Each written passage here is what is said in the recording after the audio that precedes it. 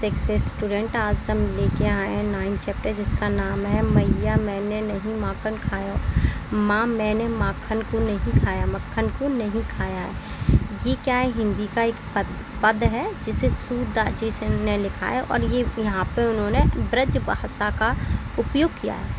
वह बात्सल्य रस के बहुत बड़े कवि माने जाते हैं, या अपना मैं कह लें कि बात्सल्य रस के पिता माने जाते हैं। सूरदास जी ने इसे लिखा है। ठीक है। मैया मैंने नहीं माखन खाया। एक बच्चा जो कि श्री कृष्ण अपनी माँ से कहता है, माँ मैंने माखन नहीं खाया।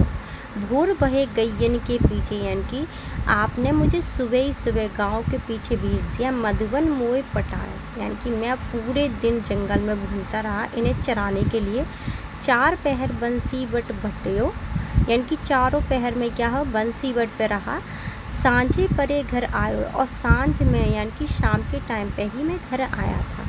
मैं बालक बहियन को छूटो, यानी कि मैं एक छोटा सा बालक हूँ जिसकी बाहें बहुत छोटी छोटी है।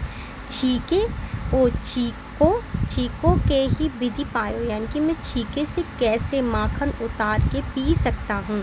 ग्वाल बाल सब बैर परे हैं, यानी कि सारे ग्वाल हैं ना वो मुझसे बैर लगाए बैठे हैं।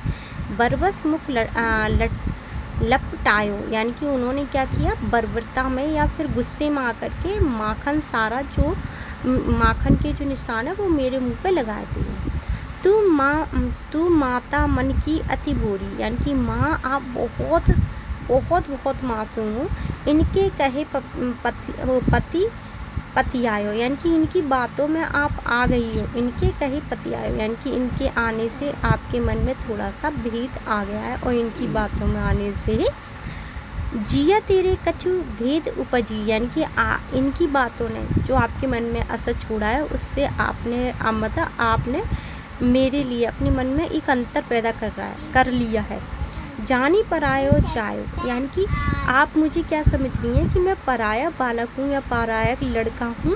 ये लो अपनी लकुटी कमराई, यानी कि ये लो अपनी लकड़ी कमराही। बहुत ताही नाच नचायो, यानी कि इन्होंने मुझे बहुत नाच नचाया है। सूरदास तब बिहसी जसोदा, यानी कि सूरदास जी कहते हैं कि यशोदा क्या है, हंस गई उनकी ये बाल कलाओं पे। ले और कंठ लगाया, यानी कि उन्होंने लिया उसे और अपने सीने से लगा लिया। अब कवि से परिचय देखेंगे। आपने जो रचना अभी पढ़ी है वह सूरदास द्वारा रचित माना जाता है कि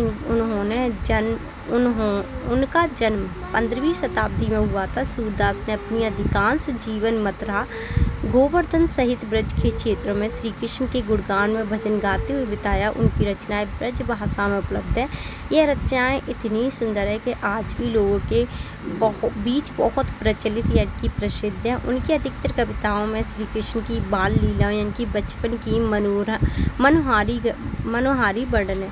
ये कविताएं अत्यंत लोकप्रिय और देश भर में प्रेम से गाई जाती हैं। अपनी उत्कृष्ट यानी कि बहुत अच्छी रचनाओं के लिए वे महाकवि सूरदास कहलाए। उनकी मृत्यु 16वीं शताब्दी में हो गई थी।